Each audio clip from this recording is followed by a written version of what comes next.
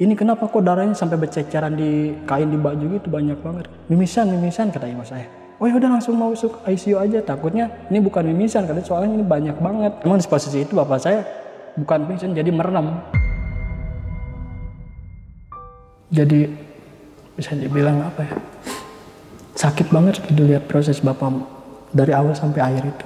Sakit banget itu. Dari situ baru gue dikasih penampakan banyak banget bang di rumah itu. Assalamualaikum warahmatullahi wabarakatuh. Balik lagi sama gua, Badru Vlog.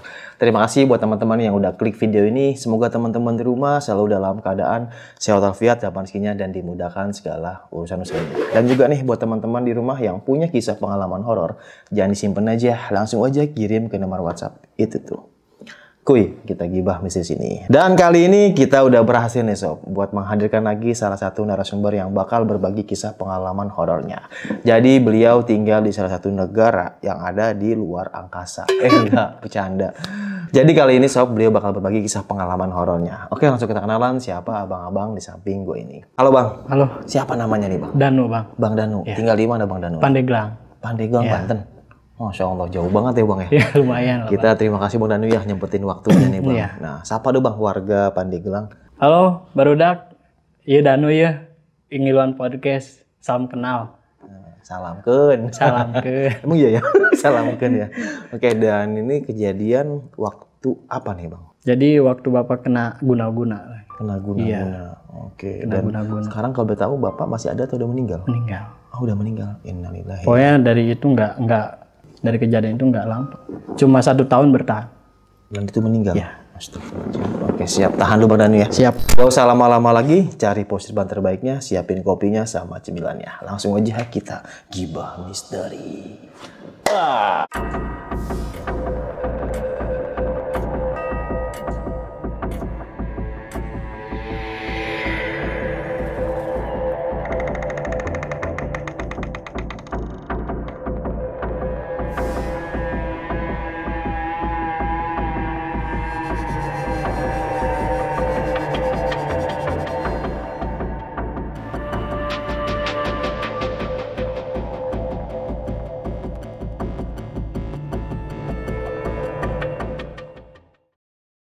Gimana nih Bang Danu kisah pengalamannya nih? Jadi kisah saya itu tahun 2007. Di situ pokoknya hari itu tuh bapak datang nggak tahu dari mana, pakai kaos oblong biasa, pakai celana pendek, ngomong ke mama saya, katanya, ayo beres-beres. Terus kata mama saya, mau kemana? Kita pindah. Saya mau berangkat sekolah tuh. Waktu itu kan saya sekolah kelas 2 SMP ya bang ya. Mama udah ngobrol kayak gitu tuh, mama samperin saya, ngomong katanya. Nu ayo katanya beres-beres. Kata saya mau kemana mak? Kan saya mau sekolah di sini. Kita pindah. Pindah kemana mak? Saya bilang kan. Pindah ke Karawang. Emang ada apa? Nggak ada apa-apa. Cuma bapak nyuruh pindah aja ke sana. Kita bareng-bareng. Emang bapak datang? Udah tuh di depan kata gitu kan. Saya nyamperin dong. Saya ngobrol. Saya bilang, Pak emang ada apa? Ya pokoknya kita pindah ke sana aja lah katanya. Nanti kapan-kapan kita pulang lagi ke sini gitu kan. Ya udahlah. Di situ saya prepare bang. Jadi saya pindah ke sana tuh nggak bawa barang banyak bang. Jadi kan yang namanya dadakan gimana sih bang ya? Saya bawa sedikit barang, baju juga paling bawa 5-4 biji gitu kan. Namanya dadakan banget. Sampai sana saya datang ke rumah Uwa nih kan. Nah di rumah Uwa ini saya ditampung sama keluarga saya gitu kan, sama bapak saya gitu. Oh ini Karawang. Tinggal di sana gitu kan. Makanya dari situ nanya Uwa kan. Nanya sama bapak saya ngobrol, ya mungkin nggak tahu lah ngobrol apa.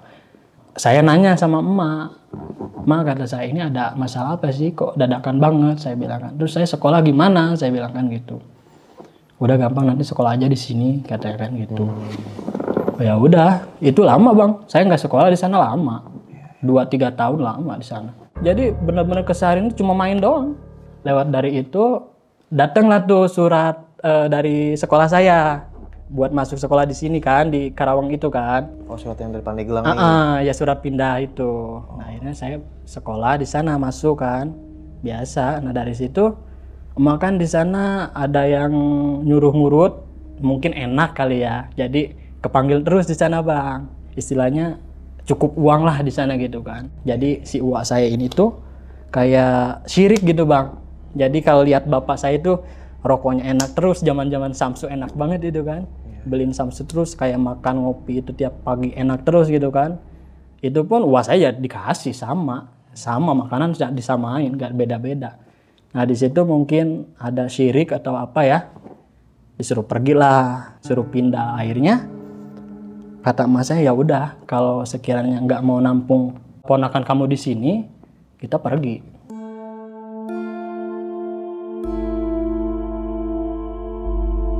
Waktu itu ibu dapat kontrakan 200.000 bang ya. Pokoknya nggak jauh juga dari rumah Uwa itu, paling 5-4 rumah gitu kan. Hari itu juga pas diomong itu kan namanya ibu sakit hati mungkin ya, nangis-nangis, ya udah pindah. Langsung pindah, pokoknya semuanya dibawa, TV-TV juga dibawa di sana. Tinggalin dah itu kontrakan itu kan. Jadi kontrakan itu kecil sih bang, nggak begitu besar. Kamar 2, ruangan tamu juga kecil sama dapur. Rumah ini tuh bisa dibilang kata tetangga agak angker gitu bang ya. Cuma berhubung mungkin emak juga hal-hal kayak gitu bodo amat, udah biasa emak juga ya. Nah di situ biasa kita tidurin, kita beres-beres dulu gitu kan, beres-beres dulu. Pokoknya ada satu tetangga tuh yang baik banget sama saya bang, sama emak juga kan. Tidur dulu saya di rumah orang itu, tetangga itu. Tidur dulu karena emak juga mau balik lagi ke sana karena sakit hati banget gitu kan. Akhirnya izin lah.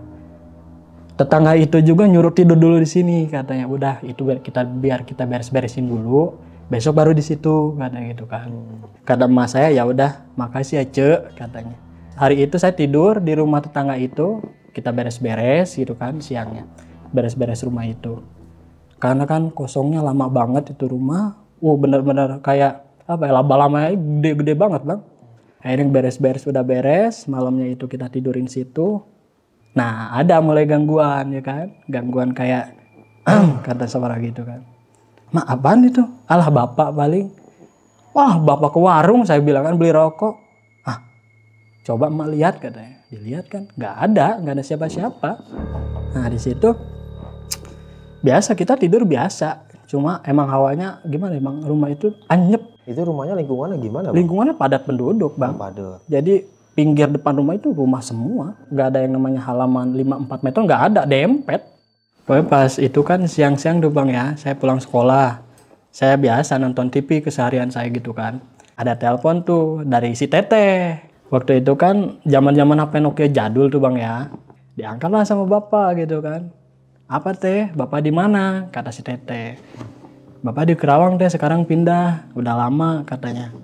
Ya udah bapak mau ke situ, Teteh mau ke situ katanya gitu kan. Kasih alamatnya pak. Oh ya udah. Nah kasih alamat tuh ya kan di SMS. Nah ini si Teteh ini siapa ini nelfon? Anak angkatnya bapak. Iya anak anak angkatnya bapak di SMS. Nah jelang 2-3 hari datang dia naik ojek gitu kan. Si Teteh ini bang statusnya udah punya anak, punya suami. Jadi dia itu mungkin kangen juga sama bapak, makanya dia pulang lah ke Kerawang. Nah di situ jelang beberapa minggu ada telepon. Telepon itu nggak diangkat sama bapak, lama banget pokoknya. Nah bapak itu mungkin kesel ya, diangkat lah di loudspeaker. Di situ ada ibu juga. Nah namanya lagi ngumpul kan di depan TV. Di mana sih iya katanya kan. Dia jadi bukannya salam dulu yang diucapin, langsung nanyain, langsung ngegas. Siapa? Aing iya Dedi. Cina. Mau ngapain? Katanya nanyain si ini. Nges kembalikan baik ka dieu. Cina. Nah di situ kan dia ngomong kayak gini, lamun maneh teu ngambalikeun si Teteh, dia yang bakalan dijieun paeh, dek make mediator naon, cek bapak gitu kan. Nah di situ langsung dimatiin. Jadi si Dedi ini suaminya si Teteh? Jadi itu yang suka sama Teteh? Suka sama Teteh. Jadi bapak itu kan punya anak angkat nih dari panti asuhan, diangkat sama bapak, cewek. Ada tetangga saya suka dinikahin nih. Nah si tetangga saya yang satunya di belakang rumah anggaplah, dia suka juga, udah duluan suka dan udah duluan kenal. Ternyata keduluan sama yang ini. Iya sampai punya anak biasa. Masih tetap nyariin? Tetap nyariin gitu bang. Ya? Jadi di situ kan pokoknya jelang beberapa minggu kena lah itu kan. Katanya ngeluarin darah gitu bang. Pokoknya kejadiannya itu malam Jumat jam 1 malam. Pokoknya itu emak saya itu pulang habis ngurut ya. Nah di situ bapak saya batuk kedua ketiga nggak apa-apa. Nah pas keberapa kali batuk itu kayak ngeluarin darah gitu bang, kencang banget gitu ya. Jadi bukan darah encer, kental, kayak segede gini lah gitu ya, keluar batuk gitu. Nah di situ kata emak, kenapa pak? Nggak tahu mak. Langsung emak berpikiran, masa iya sih? Apa mak? Kata bapak kan. Enggak katanya. Langsung emak ambil air tuh kan, nggak tahu dibacain apa sama emak, mungkin buat peredam aja gitu kan. Diminumin, ya biasa, nggak begitu ini juga. Nah udah masuk azan subuh nih bang, keluar dah si darah itu dari hidung. Gua berhenti bang, jadi di dalam rumah itu, di dalam ruangan berceceran kemana-mana darah. Dari mulut keluar? Kalau dari mulut cuma kayak tetesan doang sih. Yang namanya mangap mungkin enggak itu ya, tetesan doang. Kayak apa ya, kayak air selang kecil jatuh aja gitu bang. Warnanya juga si darah itu tuh bukan merah sih, kayak agak hitam gitu. Nah pas udah azan subuh itu keluar tuh mulai banyak, karena bingung juga nampung pakai apa kan. Jadi benar-benar ngalir terus, ditutup sama ibu saya pakai daun sirih. Kirain mimisan biasa kan. Dikucek daun sirih, diinin sama hidung bapak saya. Dua-duanya tuh. Nah udah itu emang nggak keluar lagi bang, cuma pas kata bapak saya, mak buka ya, ngap. Ya udah buka, di luar aja bukanya, takutnya masih ada sisa gitu kan. Duduklah di balai-balai depan gitu bang, di balai rumah. Sampai duduk, pas ditarik gitu bang, kayak muancer bang, kencang banget. Dari situ tetangga yang lihat panik, kenapa itu bapak, pokoknya refleks yang tetangga satu itu cowok, bapak-bapak ambil ember, yang gede itu bang, ember cat yang gede, tadain, langsung bapak saya tiduran gitu. Bapak saya istighfar terus ngomong, katanya, mak kunaon, ya mak kunaon gitu kan. Bapak sabar, semoga aja cepat sembuh gitu kan. Nah di situ ditadain penuh bang, beberapa jam itu penuh. Diganti lagi ember kan, pakai ember yang 5 kilo tuh, cat yang 5 kilo, penuh lagi. Nah di situ bingung, satu kampung itu bingung, tetangga itu bingung semua. Oh udah rame tuh. Udah rame. Ini ada apa, penyakit apa katanya kan gitu. Makanya kalau diajak ngobrol ya nyambung, biasa nyaut gitu kan. Saya kuburin lah tuh si darah itu kan, kuburin sama tetangga saya satu itu. Pas tetangga saya itu usil, dicomot dah si darah itu, dicium. Nu kata ini bukan darah manusia ya katanya. Darah apa emang yang namanya darah manusia lah. Kan keluarnya dari bapak, saya bilang gitu kan. Bukan ini mah katanya. Anjingnya beda lagi. Wah masa iya sih, saya kan nggak tahu bang, namanya awam kan namanya kayak gitu. Saya cium emang kayak bau apak gitu bang. Terus warnanya juga bukan merah banget, jadi kayak hitam. Jadi pas bener-bener jatuh itu langsung kental. Nggak cair, langsung kental. Ya udah kita kuburin, tadain lagi kan pakai ember yang gede itu. Akhirnya usul dah tuh, ada RT kan, udah bawa aja ke rumah sakit kata gitu kan. Gitu kalau nggak salah jam 7 pagi RT itu datang ke rumah kan, ngusulin gimana mau dibawa ke rumah sakit nggak katanya gitu kan. Kata ibu ya udah bawa katanya kan, kasihan. Ya udah nelpon ambulan kan dari rumah sakit. Itu pun yang bayar iuran lah tetangga gitu kan. Yang ambulan itu iuran. Alhamdulillahnya itulah di situ. Oke dibawa ke rumah sakit, langsung masuk ICU bang. Jadi nggak UGD lagi, langsung masuk ICU. Soalnya langsung turun perawat. Ini kenapa kok darahnya sampai berceceran di kain, di baju gitu, banyak banget gitu kan. Mimisan kata ibu saya. Oh ya udah langsung masuk ICU aja. Takutnya ini bukan mimisan karena soalnya ini banyak banget gitu kan. Takutnya ada pembuluh darah yang pecah. Emang di posisi itu bapak saya bukan pingsan, jadi merem mungkin lemes kali ya. Di situ langsung masuk ICU, langsung dokter ditenangin sama dokter, diinfus, ditanya, bapak ada riwayat darah tinggi nggak? Nggak ada dok. Mungkin pembuluh darah dok, kata ibu saya kan gitu. Ya udah, besok kita cek gitu kan, di ronsen atau apa gitu kan, saya nggak ngerti. Hasil ronsenannya itu bang, jadi sama sekali nggak ada penyakit. Normal, badannya itu normal. Di rumah sakit 1 minggu bang. Nah 1 minggu itu saya kan sendirian di rumah. Ke 4 apa ke 5 hari ibu saya sambil nungguin bapak saya itu di rumah sakit, saya tidur sendirian. Karena kan si teteh juga kan ikut gitu kan. Di rumah sakit dia. Iya, nungguin. Saya itu tidur inget banget di depan TV sambil liatin TV. Melek bang, masih melek namanya nonton TV kan. Saya kan kayak tidur miring gitu kan. Ada yang meluk bang dari belakang. Kelihatan banget tangan cewek. Pas saya giniin kan kerasa banget cewek. Saya batin TV dari remote, kelihatan bang. Dia meluk saya. Dari situ saya nggak bisa apa-apa. Jadi kayak sesak napas gitu bang. Sesak napas, akhirnya nggak lama dia mungkin hilang ya. Saya minta tolong. Teriak saya sekenceng-kencengnya. Akhirnya datang didobrak pintu. Kenapa nu? Kenapa? Tadi ada yang meluk. Ah aneh aja kamu, orang rumah dikunci kata gitu kan. Nggak tahu saya, orang ada yang meluk. Ya udah. Jangan kayak gitu, bikin panik orang kata gitu kan, kata tetangga. Oh berarti lu teriak-teriakan bang? Teriak bang, yang namanya takut. Gue udah yakin itu kuntilanak. Gitu. Dari situ baru gue dikasih penampakan banyak banget bang di rumah itu. Ya udah saya tidur seperti biasa, bangun pagi, sekolah. Udah sekolah biasa, keseharian gitu terus kan. Namanya nggak ada siapa-siapa. Mau makan bikin mie paling gitu kan, namanya nggak ada orang tua. Iya. Pas itu udah menjelang maghrib tuh bang. Ada yang lewat di dapur. Kirain saya ada yang minta air, biasanya yang minta air kan gitu. Pas saya lihat nggak ada orang pintunya aja dikunci kok. Bodoh amat lah itu mah ya.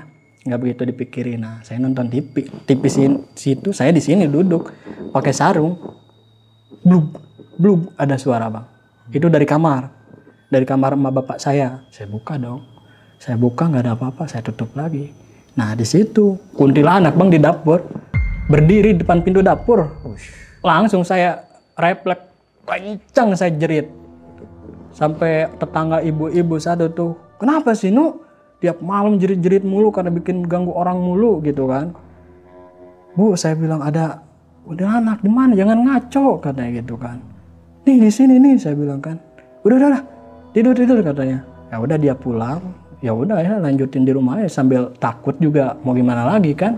Mau pulang kemana coba kan. Itu teteh belum pulang juga? Itu teteh ya di sana sama emak nungguin bapak. Nah di situ kejadian terus bang kayak gitu terus kan, penampakan kayak gitu sering terus. Ya ini yang pas dengar ada telepon tetangga ke rumah kan bilangin, Nu katanya bapak mau pulang katanya gitu kan. Itu saya dikasih kabar jam 9 malam. Pas itu udah tetangga saya pergi, pas udah nelpon itu saya biasa ya kerebahan lagi depan TV. Kan dulu kan di Karawang itu apa ya, sumurnya kayak pakai kompaan bambu itu bang. Kompa gitu kan. Ada yang mainin tuh bang. Saya bilang, masa ada orang sih, orang pintunya aja dikunci, saya bilang kan. Saya tengok nggak ada, kedua nggak ada, pas ketiga kali bang. Yakin dia belakangin saya. Lagi mainin itu. Mainin kompaan air. Airnya keluar bang. Langsung saya nggak inget apa, pingsan saya bang. Saya itu kayak pingsan lama itu bang. Soalnya pas ibu saya nelpon itu jam 9, jam 3 ibu baru datang. Itu saya belum sadar juga. Orang saya pas itu ibu yang nemuin. Bapak saya pakai kursi roda. Langsung ibu saya jerit-jerit katanya gitu kan. Nanyain, udah saya ditabokin gitu kan, suruh sadar. Pakai minyak kayu putih, sadar lah saya. Meluk langsung saya. Ya? Karena saya takut juga kan. Tanya lah sama ibu, kenapa Nu? Kok pingsan di sini? Belum makan katanya. Enggak mah, makan udah. Terus lihat pocong, di mana katanya? Di kamar mandi. Lah kamar mandi ngapain? Mainin pompaan. Masya Allah, masa sih sampai segininya? Emang mah udah tahu? Ya mah juga tahu bu, cuma nggak begitu iseng gitu kan. Langsung kan saya nanyain bapak mana tuh di luar di kursi roda. Saya samperin bapak, cium tangan. Saya nanya gimana pak, enak kan? Alhamdulillah enak kan. Lalu saya dorong ke rumah kan, ke dalam. Saya rebahin. Di situ bapak ngomong gini, jaga diri baik-baik ya katanya. Takutnya bapak dipotong umur. Kata saya, Mbak, jangan ngaco deh, saya bilang ngomong kan. Umur siapa yang tahu sih? Ya makanya itu, kamu jaga baik-baik. Kalau misalnya bapak nggak ada, bawa emak pulang. Bapak ngomong kayak gitu kan. Akhirnya selang di situ 2 minggu kemudian bapak sembuh, udah sembuh itu bang. Cuma pas bapak itu ke sawah biasa ke sawah bawa cangkul mau bikin apa sih aliran air tuh. Bapak tuh pingsan katanya kayak ada yang mukul dari belakang gitu. Nah dari situ dibopong sama tetangga tuh dari sawah sampai rumah apa coba bang, dari sini netesin lagi dari kuping, netesin darah Dari kuping? dari kuping, cuma nggak begitu deras. Nggak begitu deras, sama di punggung itu kayak ada tapak cakaran, sama di sini nih kayak ada biru bekas kayak ditonjok gitu bang. Saya nanya sama emak saya, Pak kunaon? Iya, nggak tahu. Iya kunaon? Nggak tahu. Bapak kenapa pingsan di sawah? Kayak ada yang mukul kan. Terus sekarang perasaannya gimana? Punggung berat katanya gitu kan, sama kuping kayak panas. Kalau kuping Pak, kata emak saya ngeluarin darah lagi kuping katanya. Langsung Bapak nangis. Mau sampai kapan kayak gini terus kan?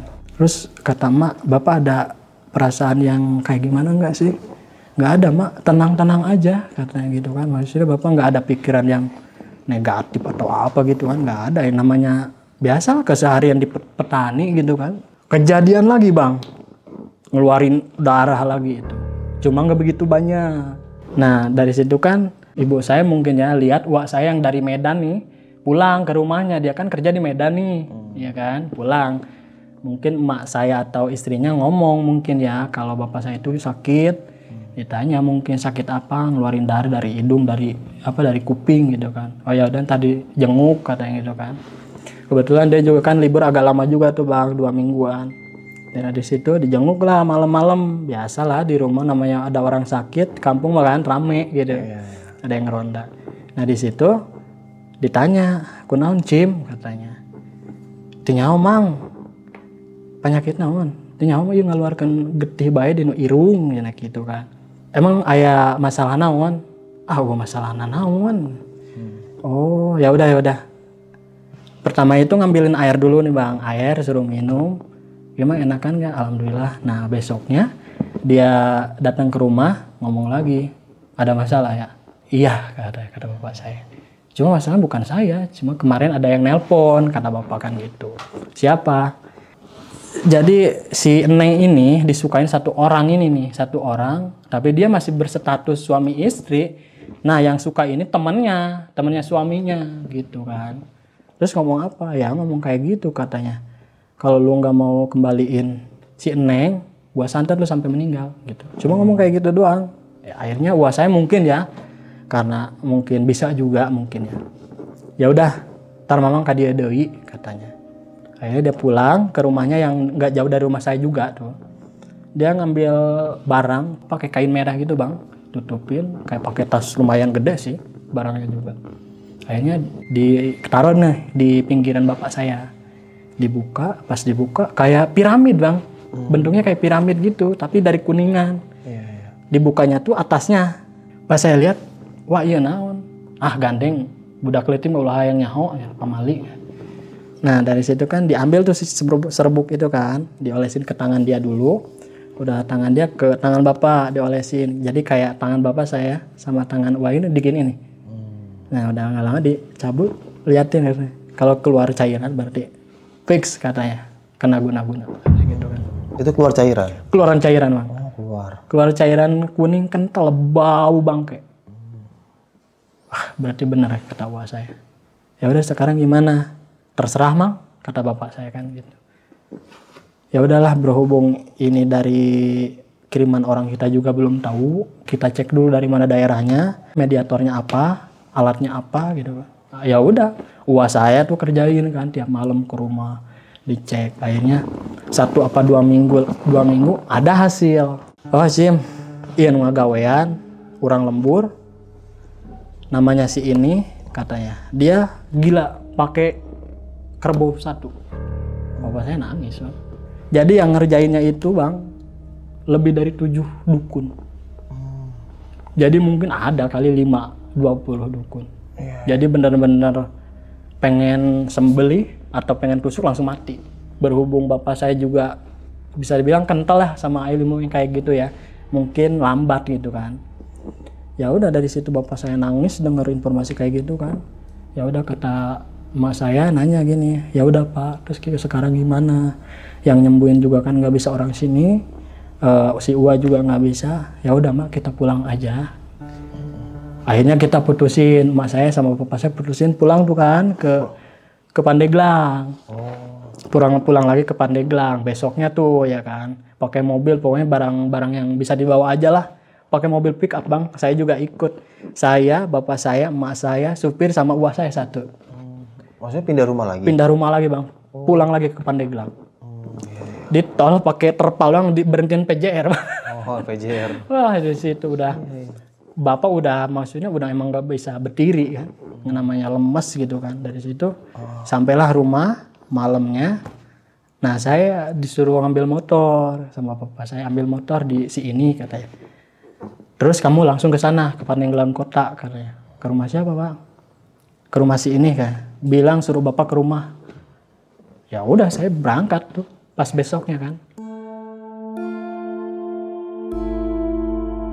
Saya berangkat sampai rumahnya, ada istrinya doang Bang, ternyata dia lagi kerja. Saya itu ketemu sama istrinya. Saya nanya, "Teh, si A di mana?" "Wah, lagi kerja," katanya. "Udah lama?" "Ya belum pulang lah, udah 2 bulan," katanya. "Bisa ditelepon nggak?" kata saya. "Soalnya ini genting banget, disuruh bapak." Maksudnya lagi luar kota dia? Luar kota dia Bang. Jadi istrinya juga udah tahu kalau misalnya bapak saya yang butuhin harus ada. Iya. Gitu. Telepon lah. "Ah, si bapak butuhin." "Aya naon mah?" "Iya, aya si A ka dieu." Nah, ngomong lah sama saya kan. "A, di mana?" "Di pagawean." "Naon A?" "Iya si bapak kieu." "Oke, A balik." Dia itu kerja di Tangerang, langsung pulang itu Bang. Malam itu juga sampai rumah itu jam 1 dia. Langsung kan nangis-nangis lihat bapak kondisi kayak gitu kan. Ditanya lah, "Kunaon Pak?" "Kieu-kieu geus ulah nyaho." "Laju yeuh hayangna kumaha? Bereskeun apa kumaha?" "Ulah dibereskeun, penting bapak cager." Akhirnya si orang ini yang saya jemput ini Bang, ada satu orang yang pinter lah gitu kan. Disuruh situ, dia berangkat, akhirnya bawa orang itu berdua. Ditanya biasa, "Kenapa Pak? Ada masalah apa? Kenapa? Dan apa yang dirasain sekarang?" Kata orang pintar ini kan. "Nggak ada yang dirasain Pak, nggak ada yang namanya rasa sakit, nggak ada, cuma badan lemas," katanya gitu kan. "Cuma ngeluarin darah kayak gini doang gitu. Ini udah sedikit, yang pertama lebih banyak." "Oke, jadi kita cek ya nanti malam," katanya. Oke, biasa kita ngobrol maksudnya kenapa nih bapak bisa di Karawang itu kayak gimana.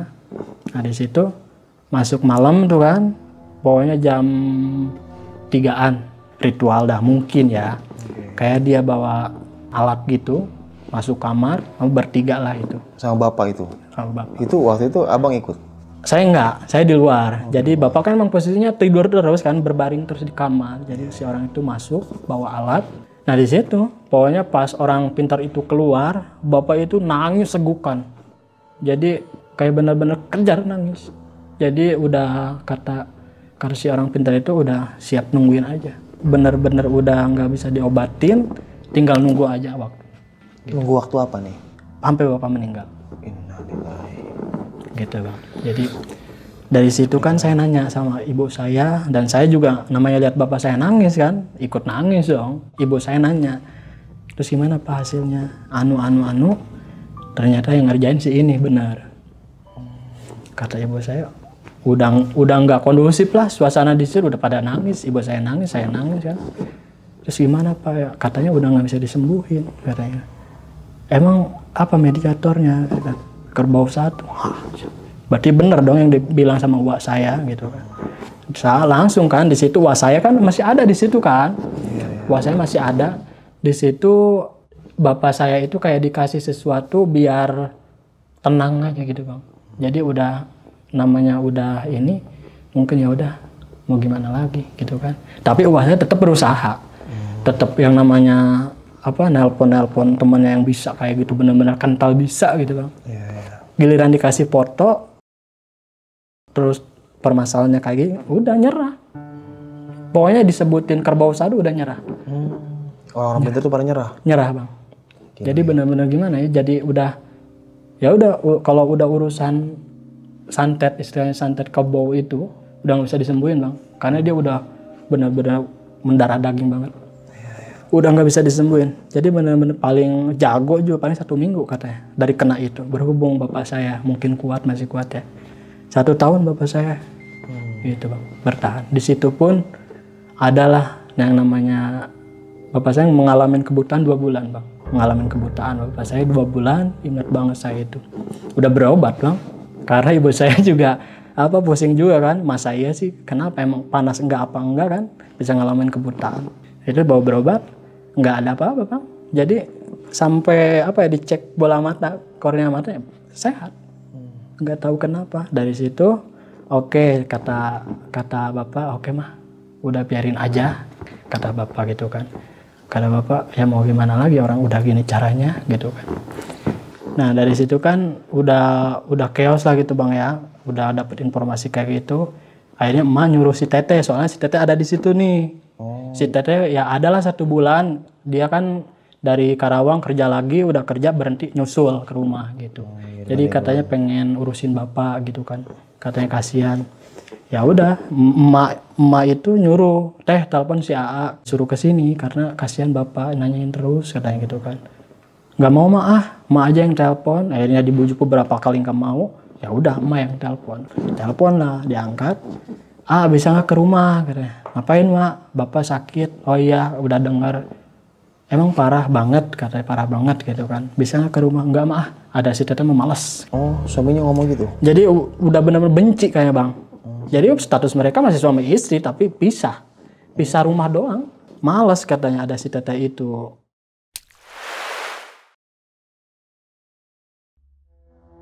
Nah singkat cerita, bapak saya udah beberapa bulan di rumah itu ngedrop bang. Bener-bener ngedrop, bener-bener kayak halusinasi gitu bang. Jadi kayak nyuruh saya buat bikinin ini, bikinin itu, bikinin makanan yang aneh-aneh lah.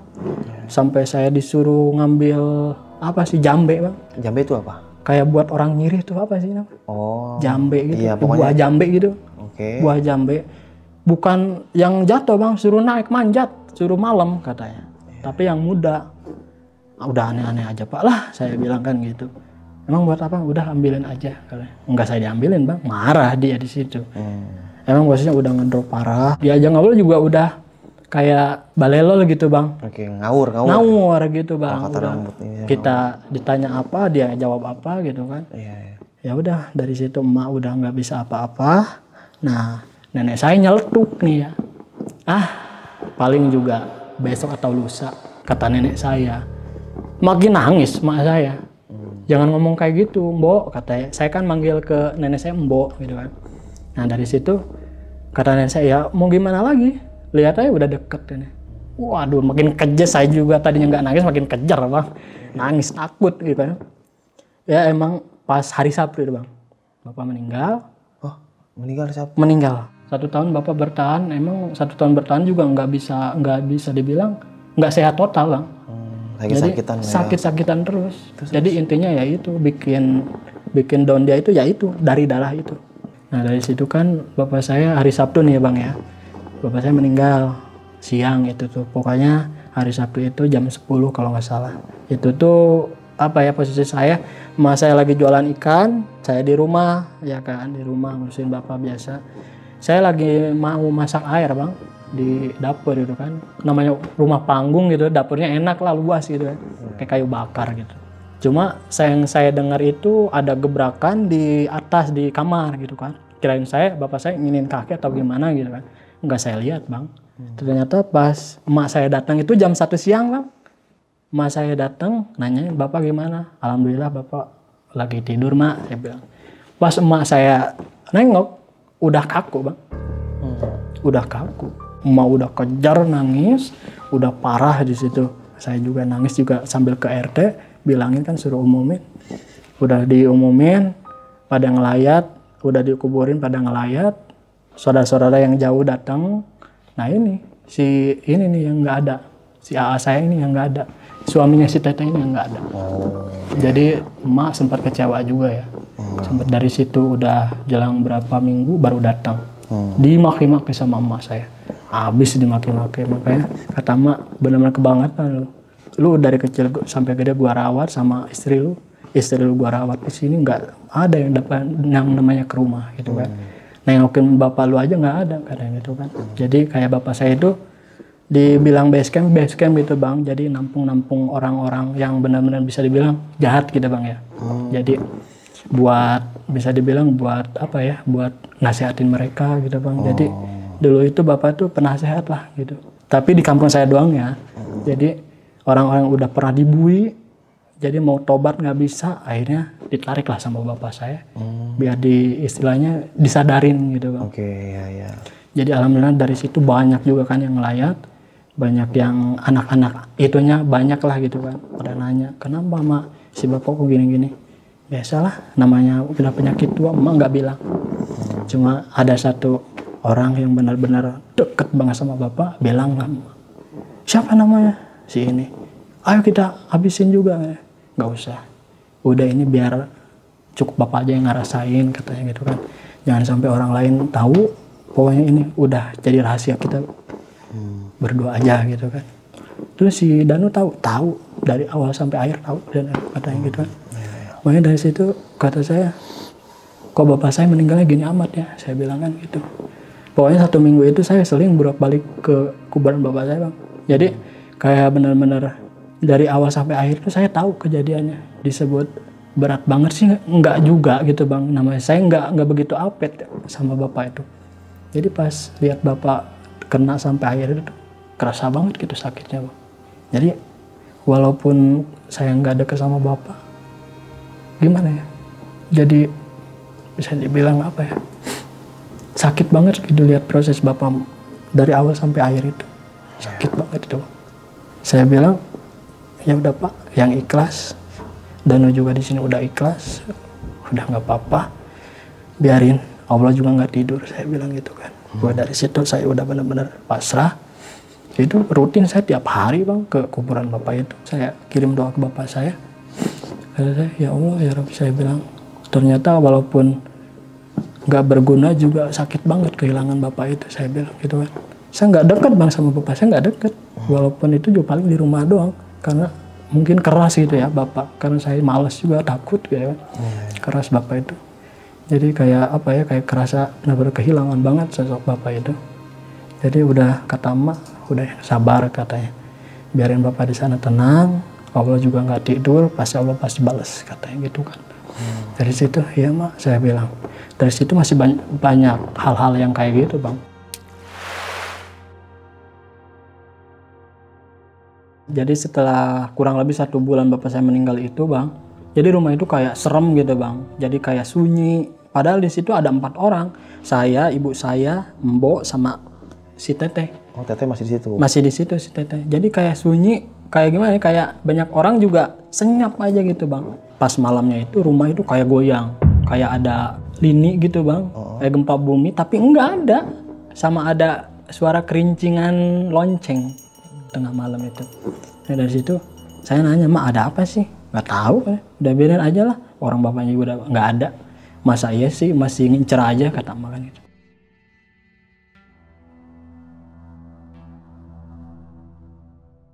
Ada satu malam tuh bang di rumah saya di Pandeglang. Ya itu masih sore bang jamnya. Habis isya lah, ada yang ketuk pintu. Ya emak bukain, nama takut ada tamu kan. Kalau di Pandeglang kan halamannya kan luas, ada satu pohon mangga gede banget. Nah dia di situ bang, tapi ngebelakangin emak saya. Kata emak saya, siapa? Ya udah sini masuk. Katanya nggak mau masuk, ya tutup lagi. 2-3 kali, 4 kali dibuka lagi sama emak saya, ketukan 4 kalinya itu. Ya itu pas kata emak saya, bentukannya itu kayak manusia biasa pakai baju hitam, pakai kain hitam. Cuma rambutnya itu kayak ditali di sini nih bang. Di sininya kayak ada tanduk katanya gitu bang. Nah di situ udah bodo amat emak ya. Nah pas besoknya kayak ngelilingin gitu bang. Jadi kayak ada orang ngelilingin rumah tiap malam gitu bang. Nah, kenapa saya tahu itu genderuwo? Dia nampakin di jendela. Siapa yang ngeliat? Saya sama emak saya. Itu pas saya mau tidur. Genderuwo bang. Jadi mau tutup jendela kan jendela kayu yang kayak serat-serat gitu kan. Emak saya mau tutup. Ya itu pas di depan. emak saya pingsan, saya nangis. Pingsan. Pingsan, langsung lari mbok saya kan. Kenapa nu? Ada genderuwo mah, ada genderuwo mbok, ada genderuwo. Di mana? Di jendela. Langsung mbok saya keluar kan, ngambil air, tahu air apa itu. Dilempar, wah, suara mah. Ngeri banget suara. Sampai saya juga dengar. Saya bingung sadari emak saya gimana gitu kan. Langsung si teteh malah pulas tidur. Teteh pulas tidur. Nah di situ mbok balik lagi. Langsung kayak dipegang larangannya gitu ya bang. Larangan tuh apa? Anggota FIK emak saya. Takutnya ada sesuatu yang dari situ kan. Nggak ada, alhamdulillah dari situ. Nggak lama sadar emak saya. Kenapa mak? Kenapa? Jor katanya. Dari genderuwo, katanya. Terus dia ada ngomong apa nggak? Mungkin dia pamit kali gitu. Jadi udah selesai tugasnya. Ternyata si makhluk itu tuh kiriman yang dari orang itu juga bang. Jadi buat istilahnya buat mantau gitu bang. Kata emak saya, mungkin dia udah capek sama orangnya juga yang ditargetin udah nggak ada mungkin. Makanya dia nunjukin diri gitu bang. Dari situ ya udah hidup berjalan biasa lagi seperti awal-awal. Nah saya kan beres-beres kamar nih, kamar bapak nih, khusus kamar bapak. Ya itu kayak model boneka kayak gitu. Saya buang, saya bakar. Pokoknya kalau batu-batu, kalau barang-barang yang berbentuk besi saya buang gitu. Ya itulah kita beresin, ada satu kejanggalan lah itu kan. Nemu ayam tapi tinggal daging doang bang, tapi masih hidup. Ayam? Tinggal daging doang, nggak ada kulitnya, nggak ada bulu, daging bang. Dia benar-benar hidup. Jadi kayak benar-benar si ayam itu dikulitin hidup-hidup. Tapi masih hidup. Nah pas mau dipindahin, hilang aja di tangan emak saya itu. Cuma ada bekas luka bakar tangan emak saya.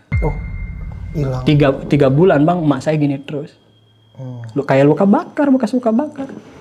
Dari situ udah beres, masalah semua selesai gitu kan. Saya juga udah lupain lah gitu kan. Paling ya nyekar aja ke kuburan bapak gitu. Doain lah biar tenang di sana ya. Iya. Dari situ saya juga ngomong, Pak, saya bilang kamar udah saya beresin, udah saya tidurin juga gitu kan. Mohon maaf kalau misalnya ada barang yang benar-benar bapak saya buang, mohon maaf saya bilang. Udah saya dari situ bang, udah biasa lagi, hidup seperti biasa lagi. Cuma kalau perasaan sedih ada lah bang, kalau keinget situ. Nah di Bang Danu pas bokap muntah-muntah waktu itu yang waktu di Karawang ya kan sempet satu ember gitu ya, yang 5 kilo, yang segini lah ya. Nah itu yang dikubur sama ember-embernya atau darahnya aja itu yang dibuang ke situ? Jadi si embernya itu niatnya mau dibakar, bukan mau dikubur. Jadi yang kita kubur itu darahnya doang gitu. Nah karena masih ada yang ember kecil itu kita tadahin lagi sampai benar-benar surut. Ternyata surut sampai bawa ke rumah sakit itu. Nah jadi kan si orang ini yang udah nyium darahnya ini nanya ke dokter, dok ini bukan darah manusia. Kata dokter, jangan aneh aja mas, kata yang mas saya darah hewan, kata dokter. Ya udah kata si orang, ya saya cuma nanya aja dok, maksudnya bau sama warna kok beda. Dia kan pas nanya itu kan dia ada nyeletuk ngomong kayak gini kan. Coba kalau dokter nggak percaya, cium yang dari kain itu, yang dari selimut itu. Mungkin kata dokter, mungkin dokternya itu nyium kali ya, penasaran juga. Dia cium sama kayak ada diginiin, emang bukan darah manusia itu bang. Dari bau, tekstur sama kata dokter sih tekstur darah itu beda ya. Darah manusia itu nggak tahu kenal, nggak tahu encer, nggak tahu ya. Katanya tekstur sama warna beda, sama baunya juga jauh. Kalau darah manusia itu anyir, benar-benar anyir. Kalau darah hewan itu kayak benar kayak apek gitu bang, kayak apek bau gitu. Goib. Kalau udah ngomong goib serem dah. Iya. Nah nih Bang Danu pas ibu masuk ke kamar gitu ya sama abang yang buat bersihin kamar bapak gitu ya. Kan sempet ngeliat ayam yang katanya cuman kayak daging aja, udah nggak ada kulitnya. Itu dia di kandang atau gimana bang? Jadi si ayam itu tuh kayak disangkar burung, tapi pintunya itu pakai kain bang. Pintunya itu pakai kain putih. Kata mas saya, berhubung mas saya mau benar-benar sterilin tuh kamar, jadi barang-barang walaupun ada hewan kita ambil, kita buang, lepasin gitu kan niatnya. Nah itu dibuka, si kainnya itu dibuka, diambil ayamnya sama emak saya. Pas saya diginiin itu bagus sebelum saya pegang bang, katanya ini ambil buang. Nah sebelum dikasih sama saya, pas diginiin dipegang kayak gini, jadi kayak hilang aja ada bekas doang, jadi kayak luka bakar.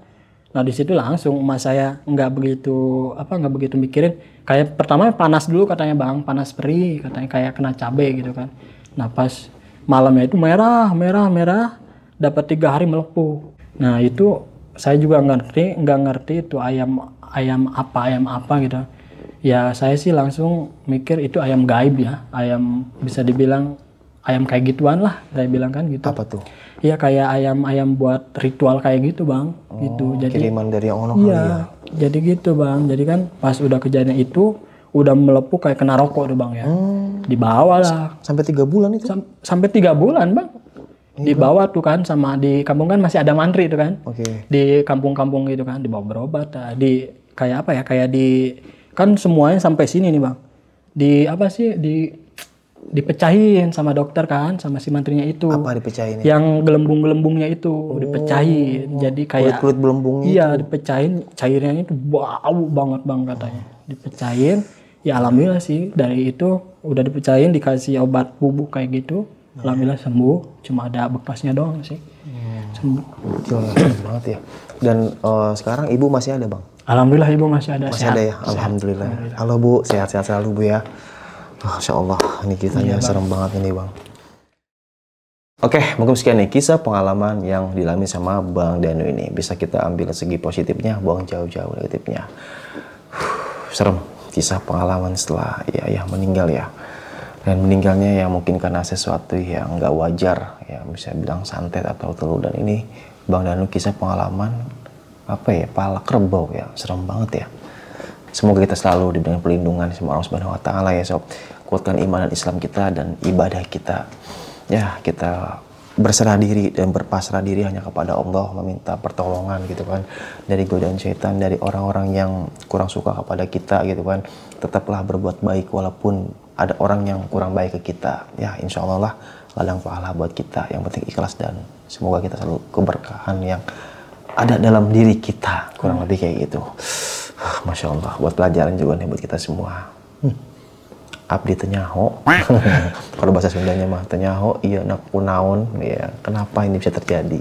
Ya gak sih gitu artinya ya, buat orang Sunda coba translatein. Oke, sampai jumpa di kisah selanjutnya. Wassalamualaikum warahmatullahi wabarakatuh. Bang, makasih Bang Danu ya. Oke bang. Mau nanya nih Bang, kalau Bang Danu dari sini sampai Pandeglang jalan kaki berapa jam? Dadah.